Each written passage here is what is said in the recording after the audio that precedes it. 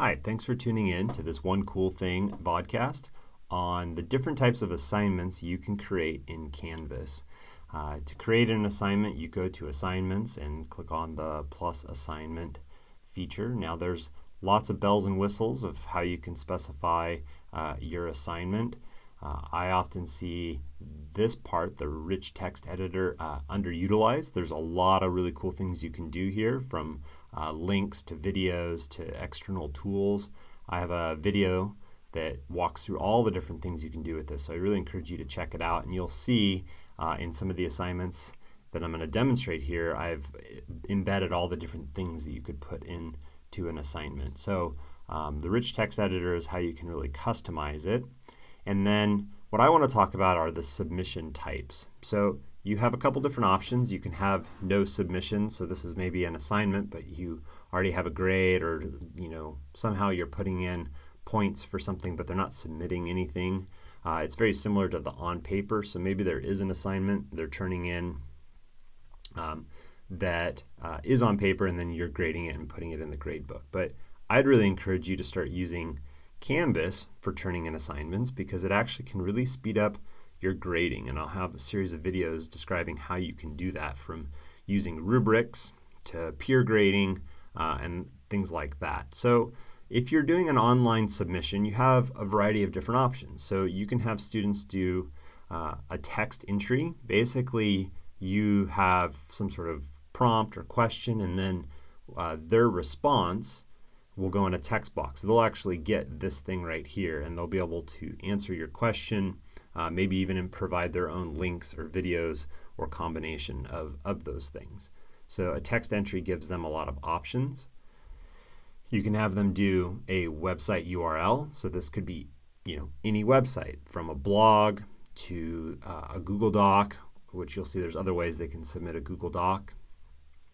It could be a news article, a YouTube video, you name it, right? So anything with a URL. Similar to that, they could do media recordings. So here they could upload a video that they've created, or record one right then and there. So I'll show you what that looks like. They can upload a file, which also could be a video, but more often than not, the file uploads are documents or PDFs or PowerPoints. Sometimes you can have issues with being able to open up certain versions. I've had issues of being able to open up a Pages document, which is like Word for Apple. So I usually restrict it to like Doc, DocX, or PDF, or PPT, PPTX, that sort of thing. So you can make sure that it's going to be in a format that you want. And then this will be another video, but you can enable Turnitin submissions, so that what they're submitting is checked on Turnitin.com, and then you'll get some results based on that. So those are the different types of options. I'll have other videos on how to do all these other things, but let's look at what these actually look like now. So what I'm going to do is I've already created each of these different assignments. So I'm going to go to Settings, and I'm going to go to Student View, so you and I can see what a student would see for each of these. And I'm going to go to Modules, because I ahead of time created a module with all these different assignment types. So we'll just walk through each of these. So the first thing I want to show, and all of these have this, are just what your instructions could look like. So you want to have some sort of instructions. You can paste in a YouTube video, you can link, you can add pictures, it has an equation editor, you can embed equations, you can search for YouTube videos, you can also search for Vimeo videos, you can link to external tools such as Google Docs. I really am excited about Arc. Arc is a really cool new feature of Canvas that I have a video on, and there's a new beta version of Arc quizzes where you can actually insert questions throughout the quiz where students will be prompted with that. So look for that video coming soon as well.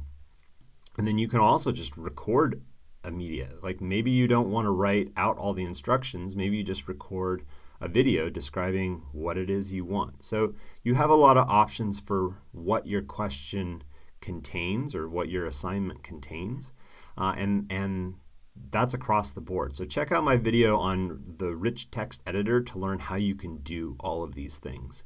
It's really quite easy. Now, once students are ready, they're going to click Submit Assignment. And here it is. They get their own rich text editor, which they can then type a paragraph. They can insert links or videos, all sorts of different things. They could do their own equation. And then all of these assignments, they always have the ability to comment. So comments are useful for maybe they're turning it in late because of a school function. And like I always tell my students, be sure to comment in there why you're turning it in late, so it'll refresh my memory of why you weren't there and why you didn't turn it in on time. So you can have comments like that, which you'll also be able to respond with comments after you grade it or when you grade it. So students would write their responses and then they would hit submit, and that's the assignment. You'd be able to see that in Speedgrader, which I'll show at the end. The next one is the website URL. They come up here to submit assignment again. And now they have the ability to paste a URL, again providing the comment. They can also, because Google Drive is a website URL, they can click on this, and it won't work right now because I'm in a masquerading mode, but if they've linked their Google Drive to Canvas, they'll actually be able to search their Google Drive to find that Google Doc right then and there. So that's how they would do a website URL. By the way, all of these, whenever they turn something in, they're always going to get a timestamp, a date and time, and it's useful for both you as a teacher and them as a student because you know exactly when they turned it in, and they get verification that they turned it in. So they should always have that timestamp. So a media recording, so again, click on Submit Assignment. Now if they click on this, they can use the built-in camera on their device to record a video right then and there, answering whatever questions you have, or if they already have a video they've made or recorded, they can then upload that right in there. And again, there's the comment feature. So a media recording or upload. File uploads are very, very similar to what we've already done. So here, if they want to add a file, they go to Choose File, and then they would find it on their computer and upload it. Same sort of thing, they can search on Google Drive as well. Don't worry about ARC for now. And then a Turnitin assignment is basically a file upload assignment, but there's this added feature that you've already set in that's going to be a Turnitin, and they check this little box that says this assignment submission is my own original work. So when they do that, that's how you know they did it or claim that they did it. So those are the different versions of assignments. Again, all of them have the same ability to customize as the rest. Now, once they have turned in their work, then you can access Speedgrader either through the gradebook or through the assignment. You click on Speedgrader. And now here's where you'll see their work, whether it's a video or an upload or whatever. You'll be able to organize by sections. You'll see each of their submissions. And then you can, if you've used a rubric, you'll see the rubric here. You can enter in the grade. You can give generic comments. You can also upload or attach a file. So maybe you filled out a rubric by hand in class. You could take a picture of that and attach it or upload it in some way. Maybe you don't want to write anything. You can actually record media. You could record a little video or audio giving your feedback, and they can watch that. You even have the ability for speech recognition. So you can go on down the line, hitting the little arrow here to toggle to each student.